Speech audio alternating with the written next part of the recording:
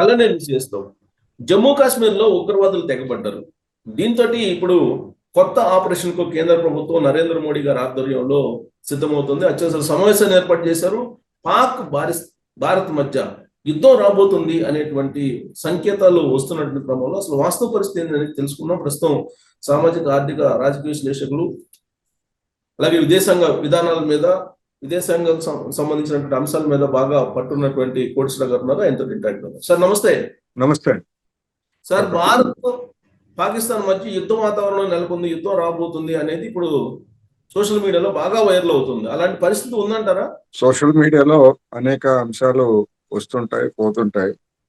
ఒక ఉగ్రవాద దాడి, ఇది తీవ్రమైనటువంటి దాడి, అందులో ఎలాంటి సందేహం లేదు. చాలా దుర్మార్గమైనటువంటి దాడి. దీన్ని యావత్ సభ్య సమాజం ఖండించాల్సిందే. ఉగ్రవాదుల మీద కఠినమైనటువంటి చర్యలు తీసుకోవాల్సిందే. వాళ్ళు కాశ్మీర్కు చెందినటువంటి వారా, లేకపోతే ఆక్రమిత కాశ్మీర్ లో నుంచి వచ్చినటువంటి వారా అనేటువంటిది ఇంకా భిన్నమైనటువంటి వార్తలు వస్తున్నాయి. ఎవరైనప్పటికీ చాలా దారుణమైనటువంటి దుర్మార్గానికి పాల్పడ్డారు వాళ్ళు. సార్, దీని మీద ఆల్రెడీ టిఆర్ఎఫ్ ప్రకటించేసింది. లష్కరే తోయబా అనుబంధ సంస్థగా ఉన్న టిఆర్ఎఫ్ ప్రకటించేసింది, ఇది తమ పనే మేమే చేసామని చెప్పి అనౌన్స్ చేసింది. పాకిస్తాన్ ఆర్మీ జనరల్ కూడా దాన్ని 2 రోజుల క్రితం విద్వేషంగా రెచ్చగొడుతూ ఆయన ప్రసంగించారు. దాని పర్యవసానం ఇది అనుకోవచ్చా? దాని పర్యవసానమా, లేకపోతే అంతకు ముందే జరిగినటువంటి కుట్ర? ఎందుకంటే ఫిబ్రవరిలోనే ఉగ్రవాద సంస్థకు చెందినటువంటి వాళ్ళు మేము ఏప్రిల్లో ఒక పెద్ద దాడి చేయబోతున్నాము అని చెప్పేసి హెచ్చరిక చేశారనేటువంటి వార్తలు కూడా పొద్దుటి నుంచి వస్తున్నాయి.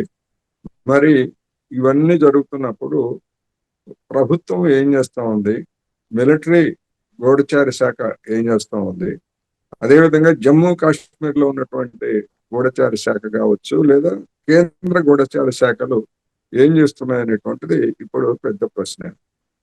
ఇప్పుడు మీరు అన్నట్టుగా యుద్ధం జరుగుతుందా అంటే, ఒక ఉగ్రవాద దాడి కారణంగా ఒక దేశం మీద, పాకిస్తాన్ మీద భారతదేశం యుద్ధం చేస్తుందా అంటే నేనైతే అలా అనుకోవట్లేదు. ఎందుకంటే సోషల్ మీడియాలో కానీ, లేదా ఈ ఉదంతాన్ని చూసి కడుపు మండినటువంటి వాళ్ళు అలా చేయాలి అనేటువంటి కోరుకోవడం సహజం, కోరుకుంటారు. కానీ ఈ కారణంగానే భారతదేశం అనేటువంటిది పాకిస్తాన్ మీద యుద్ధానికి కోరుకుంటుందని నేనైతే అనుకోను. ఎందుకంటే నరేంద్ర మోడీ గారు సౌదీ పర్యటన ముగించుకొని అత్యవసరంగా ఢిల్లీ వచ్చి సమావేశాన్ని ఏర్పాటు చేశారు.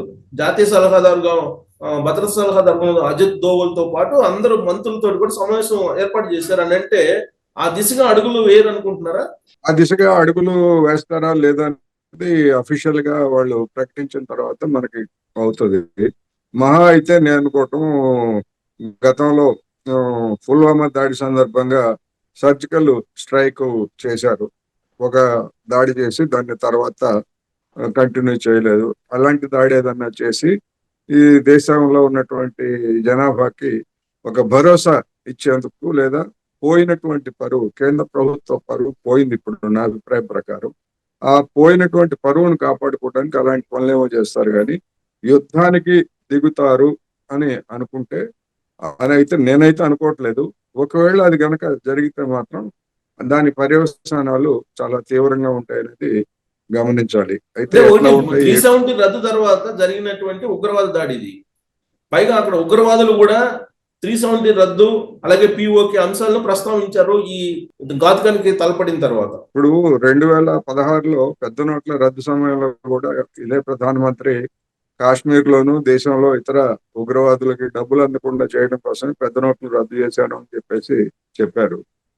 ఆ తర్వాత కాశ్మీర్ లో ఉగ్రవాదుల మీద చర్య తీసుకోవడానికి ఆర్టికల్ 370 పెద్ద ఆటంకంగా ఉంది. కేంద్ర బలగాలకి లేదా కేంద్ర ప్రభుత్వానికి తగినటువంటి అధికారాలు లేకుండా పోయాయి అని చెప్పారు. అది జరిగి 5 ఏళ్ళు అవుతా ఉంది. కాశ్మీర్ మొత్తం కూడా కేంద్ర ప్రభుత్వ ఆధీనంలోనే ఉంది 5 ఏళ్ల పాటు. మొన్న ఎన్నికలు జరిగినా కానీ ఇప్పటికీ కాశ్మీర్ కేంద్ర పాలిత ప్రాంతమే. అంతకు ముందు మాదిరి ఇప్పుడు భవిష్యత్తులో కూడా కేంద్ర భద్రతా దళాలు కాశ్మీరు సరిహద్దు లేదా కాశ్మీరు ప్రాంతంలో అది పహారా కాయాల్సినటువంటి పరిస్థితే ఉన్నది. మరి అంతా ఉగ్రవాదాన్ని నిర్మూలించే అన్ని సాధారణ పరిస్థితులు ఏర్పడ్డాయి అని చెప్పేసి క్లెయిమ్ చేసుకొని దేశం అంతటి నుంచి వెళ్ళినట్టు వాళ్ళందరూ అక్కడ భూములు కొనుక్కుంటున్నారు అని చెప్పినటువంటి వాళ్ళు మరి ఇప్పుడు జరిగినటువంటి దానికి ఏం చెప్తారు అనేటువంటి ప్రశ్న. ఇటువంటి ముందే హెచ్చరికలు వచ్చిన తర్వాత లేదు కొద్ది రోజుల ముందు పాకిస్తాన్ అది మన మిలిటరీ అధికారి ఆ విధమైనటువంటి హెచ్చరికలు చేసిన తర్వాత అప్పుడైనా కనీసం ఇదేదో కుట్ర జరుగుతూ ఉంది, వీళ్ళేదో దుర్మార్గానికి పాల్పడబోతున్నారు, అందుకని సెన్సిటివ్ ప్రాంతాలు పహల్గాం లాంటి లేదా కొన్ని సున్నితమైనటువంటి ప్రాంతాలకి పర్యాటకులు వెళ్ళొద్దు అనేటువంటి హెచ్చరికని కేంద్ర ప్రభుత్వం ఎందుకు చేయలేకపోయింది? మన జేమ్స్ బాండ్ గా చెప్పుకునేటువంటి అజిత్ దోవల్ ఏం చేస్తున్నాడు?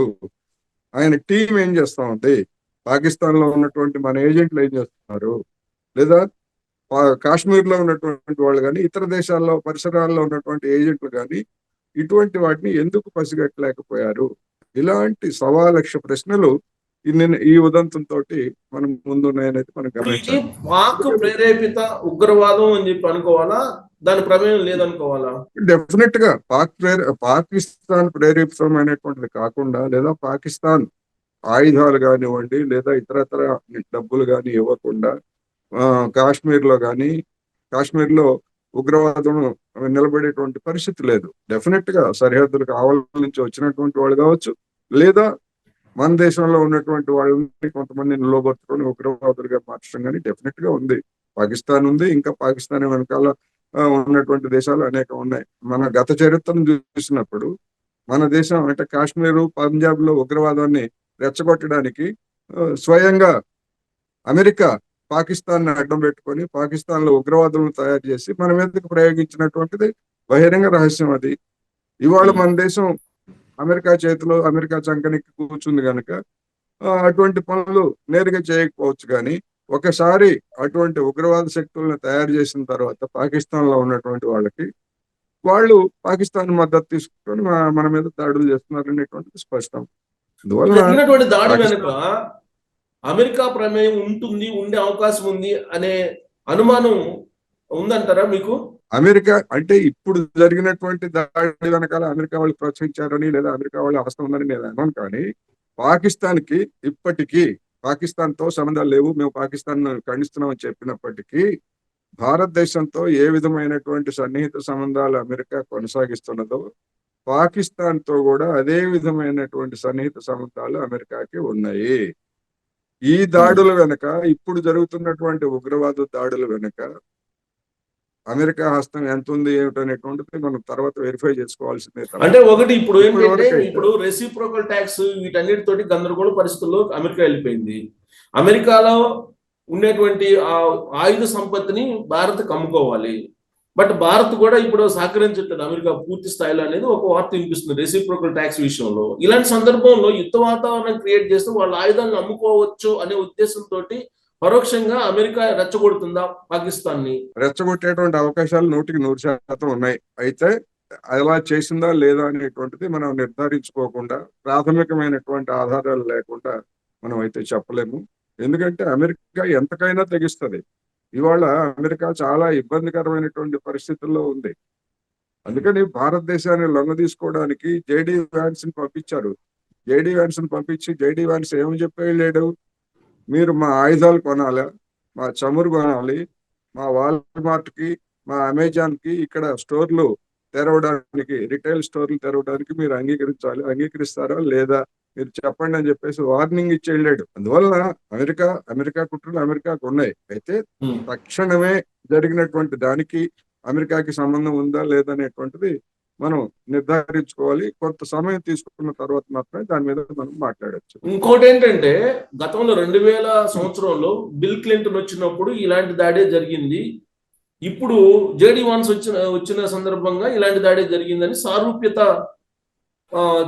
ఉంటూ ఈ దాడుల్ని కొంత సోషల్ మీడియాలో కంపేర్ చేస్తున్నారు.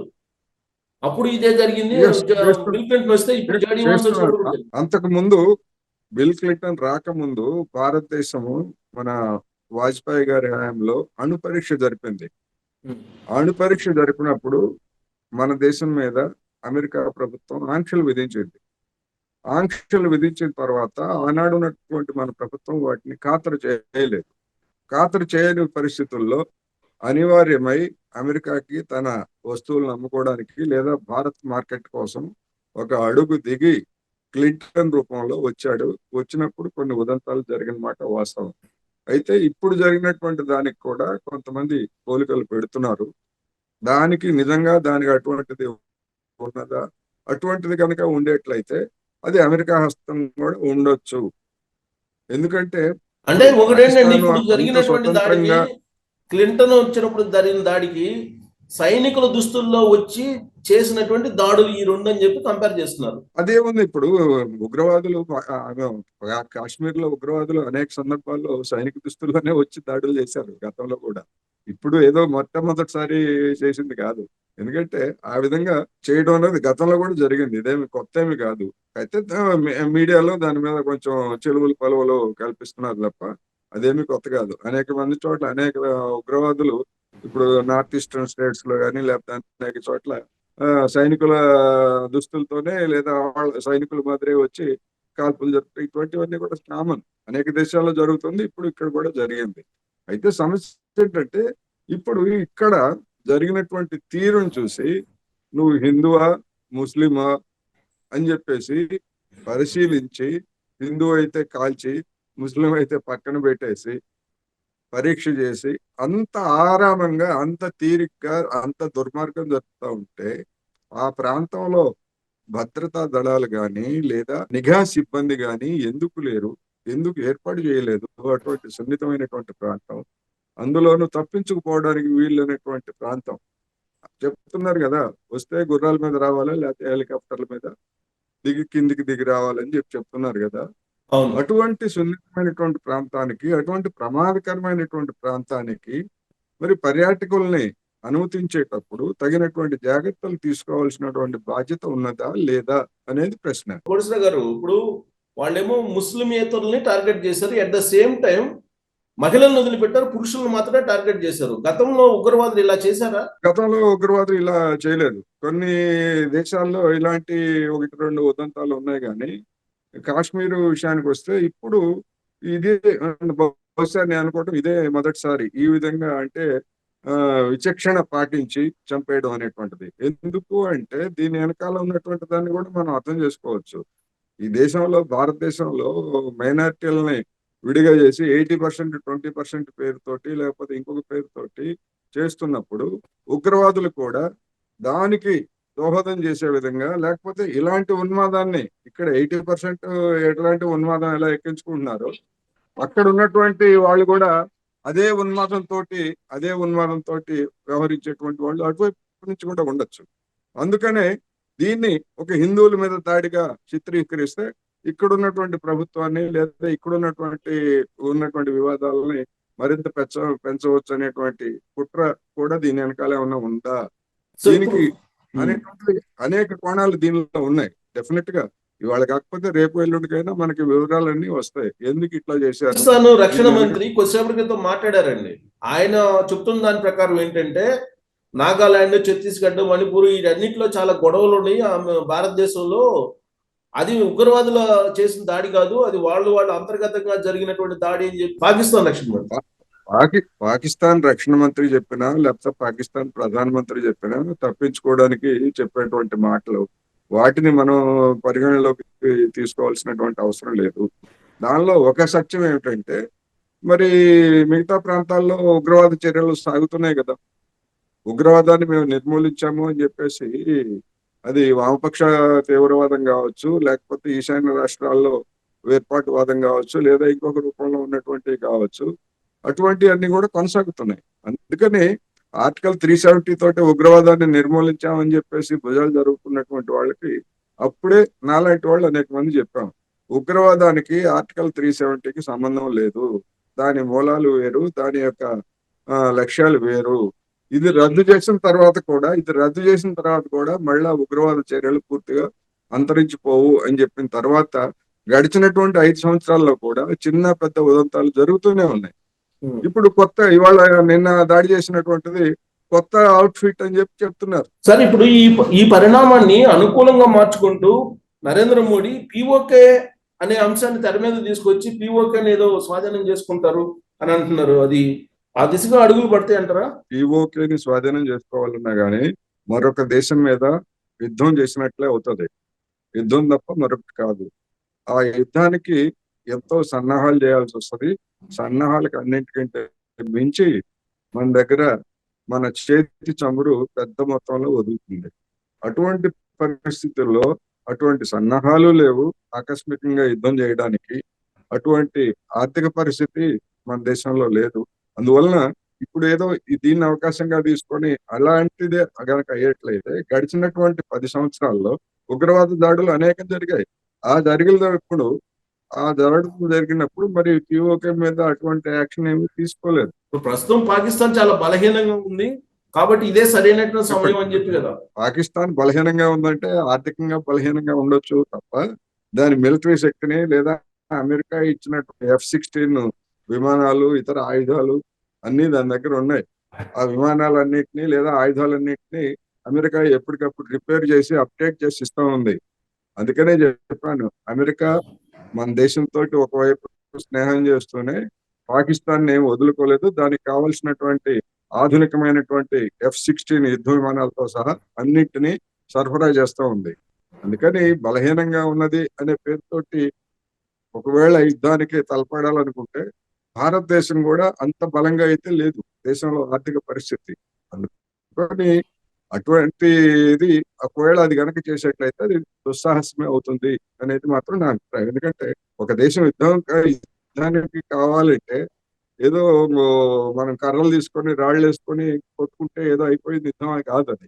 దానికి తగినటువంటి సన్నాహం ఉండాలి, తగినటువంటి భౌతిక పరిస్థితులు అన్ని కూడా ఉండాలనేది గమనంలో ఉంచుకోవాలి. అందుకని ఏం చేస్తారు ఏమిటనేటువంటిది ఇవాళ అంతా సాయంత్రానికి ఏదో సమావేశం అయ్యి యాక్షన్ తీసుకుంటామని లేదా యాక్షన్ తీసుకోవాలని చెప్పేసి రకరకాల వార్తలు వస్తున్నాయి.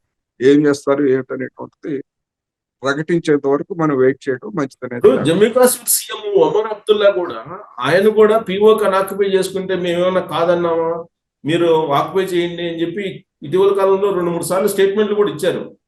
ఇప్పుడు ఆయన కూడా ఇప్పుడు ఈ దాడిని ఖండిస్తున్నారు. ఇప్పుడు బీజేపీ వాళ్ళు చెప్పింది అదే కదా, మేము తలుచుకుంటే మొత్తాన్ని ఆక్రమించేస్తామని చెప్పేసి 10 ఏళ్ల నుంచి చెప్తున్నారు. అంతకుముందు నుంచి కూడా చెప్తున్నారు. అంతకుముందు కాంగ్రెస్ ప్రభుత్వం చేయలేదు, దానికి సత్తా లేదు, దమ్ములు లేవు ఆక్రమించుకోవడానికి, అప్పుడే తప్పు చేశాడు నెహ్రూ అని చెప్పేసి చెప్తున్నారు. మరి 10 ఏళ్ల నుంచి నరేంద్ర మోడీ సర్కార్ ఏం చేస్తున్నట్టు అనేది ప్రశ్న వస్తుంది. అందుకని రాజకీయంగా చెప్పే మాటలు గొప్పలు చెప్పుకోవడానికి ఇవన్నీ చెప్పుకోవచ్చు. కానీ ఇప్పుడు మనం పక్కనే ఉన్నటువంటి తైవాన్ అనేటువంటిది పూర్తిగా చైనాలో అంతర్భాగం అని చెప్పేసి ఐక్యరాజ్య సమితి కూడా గుర్తించింది. తైవాన్ అనేటువంటి ఒక దేశం లేదు అని చెప్పేసి విలీనం కావాల్సిందే అని కూడా చెప్పింది. కానీ మరి అంత బలమైనటువంటి ఇవాళ ప్రపంచంలో మిలిటరీ రీత్యా కొన్ని రంగాల్లో చైనా నెంబర్ 1, మొత్తం మీద చూసుకున్నప్పుడు నెంబర్ 1 గా అమెరికా ఉంది. కానీ ఒక చిన్న దీవిని మొత్తం విమానాలతోటి లేపేసేయచ్చు చైనా తలుసుకుంటే. కానీ ఎందుకని గడిచినటువంటి 70 సంవత్సరాలుగా తైవాన్ని విలీనం చేసుకోవడానికి ఎందుకు తొందరపడటం లేదు అంటే దానికి ఉండేటువంటి పర్యవసానాలు ఇవన్నీ కూడా చాలా ఉంటాయి. అదే విధంగా కాశ్మీరు మన అంతర్భాగమే, ఆక్రమిత కాశ్మీరు, అందులో ఎలాంటి సందేహం లేదు. దానిలో ఐక్యరాజ్య సమితి కానీ లేదా మరొక మూడో దేశం కానీ జోక్యం చేసుకోవడానికి వాటికి ఎలాంటి హక్కు లేదు. కానీ బలవంతంగా మిలిటరీ చర్య ద్వారా దాన్ని మనం స్వాధీనం చేసుకుంటామా లేదా అనేటువంటి దాని మీదకి చాలా అంశాలని మనం పరిగణలోకి తీసుకోవాల్సి. 2 రోజుల క్రితం పాకిస్తాన్ ఆర్మీ చీఫ్ మాట్లాడింది ఏంటంటే పిఓకే మందే, అక్కడ ఉన్నటువంటి ప్రజలకు మనం సపోర్ట్ చేయాలి అనేటువంటి మాటలు మాట్లాడారు. ఆ మాటలు మాట్లాడిన తర్వాత జరిగినటువంటి దాడి ఇది. దాని కంటిన్యూషన్ లోనే ఇది అంతా జరుగుతుంది అనుకోవచ్చా? దానికోసం ఇదంతా జరుగుతుంది అనుకోవచ్చా? పాకిస్తాన్ లో ఉన్నటువంటి పాలకులు కానీ లేదా మిలిటరీ అధికారులు కానీ తరచూ అలాంటి ప్రకటనలు చేస్తూనే ఉన్నారు. తాజాగా చేసినటువంటిది కూడా దానిలో భాగమే. పిఓకే మాదే అని వాళ్ళు చెప్పరు. పిఓకేది అది స్వతంత్ర దేశం. పిఓకే అనేటువంటిది స్వతంత్ర దేశం. దాన్ని స్వాతంత్ర్యానికి మేము సహకరిస్తామని చెప్తారు. ఎందుకంటే పిఓకేని పాకిస్తాన్ లో విలీనం చేసుకోలేదు. దాన్ని ఒక ప్రత్యేకమైనటువంటి ప్రాంతంగా ఉంచి దానికి ఒక ప్రధానమంత్రి, ఎందుకంటే పార్లమెంట్ లో కూడా దానికి ఏమి ప్రాతినిధ్యం కల్పించలేదు. పాకిస్తాన్ పార్లమెంట్ లో పిఓకే నుంచి ఎంపీలు ఉండరు. అదొక ప్రత్యేకమైనటువంటి ప్రాంతంగా ఉంచి దాన్ని ఒక స్వతంత్ర దేశంగా చిత్రిస్తున్నారు. మనం ఏమంటున్నాం అంటే అది స్వతంత్ర దేశం కాదు, పాకిస్తాన్ లో అంతర్భాగమే. దాన్ని కాశ్మీర్, అది పాకిస్తాన్ ఆక్రమించి దానికి ఒక ప్రత్యేకమైనటువంటి హోదా ఇచ్చింది తప్ప మరొకటి కాదు అనేటువంటిది మనం చెప్తున్నాం.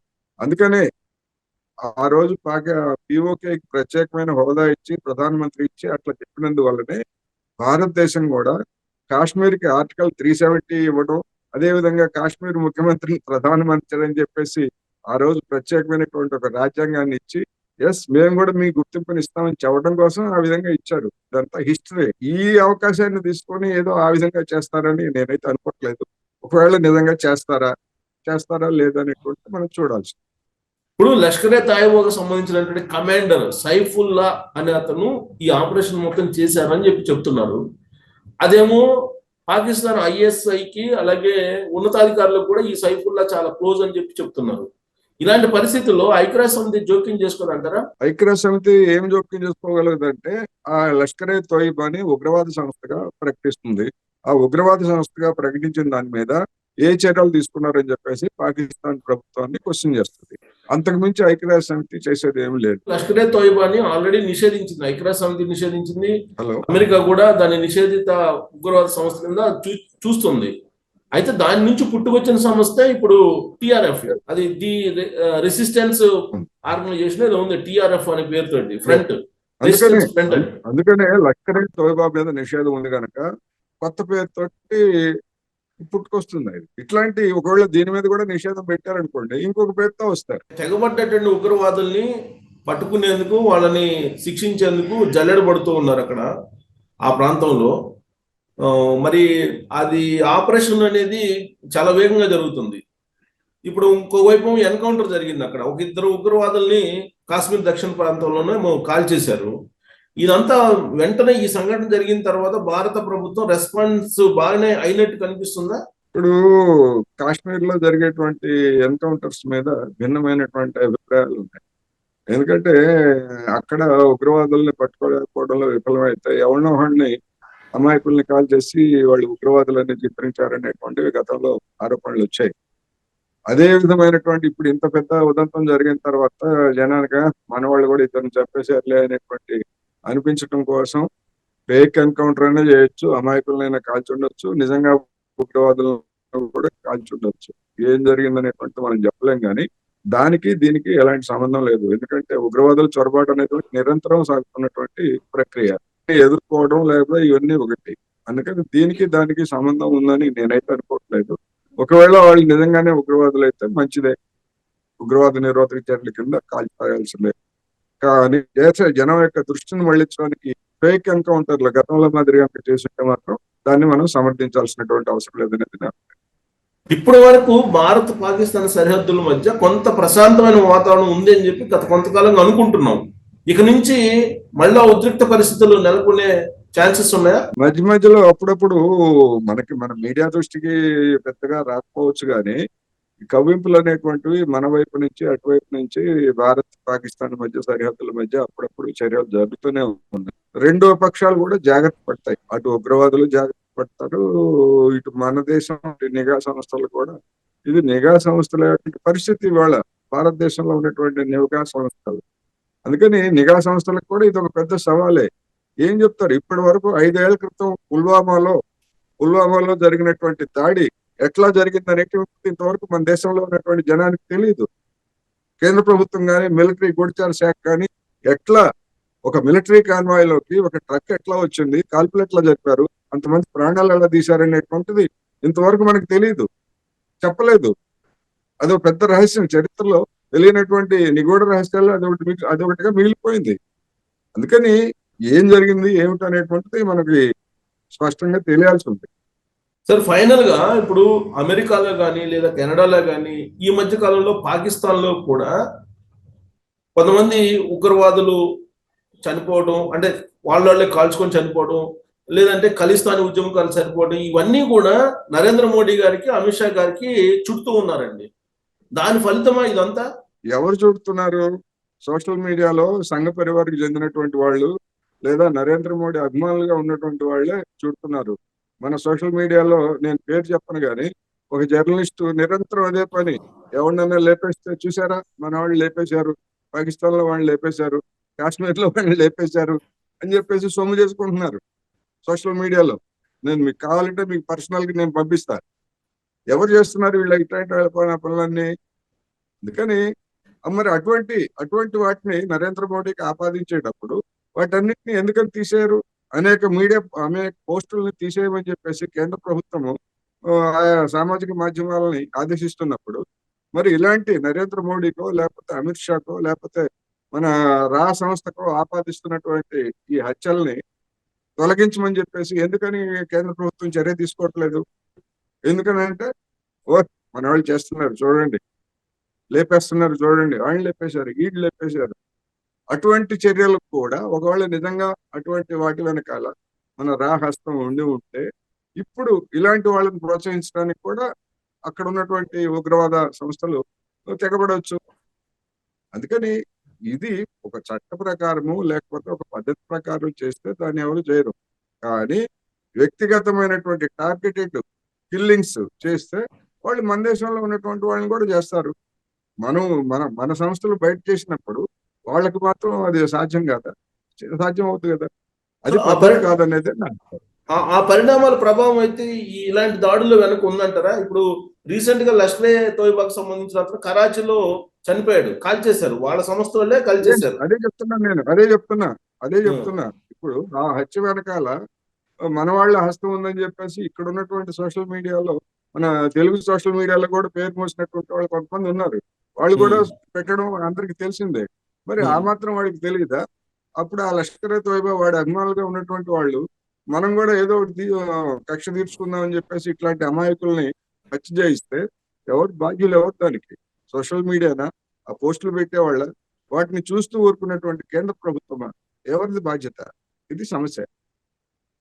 సో ఇప్పుడు జరిగినటువంటి ఈ సంఘటన పిరికి పొంద చర్య కింద చూడాలా? తిరిగి పొందే చర్య అని కాదు, ఒక పథకం ప్రకారం చేశారు.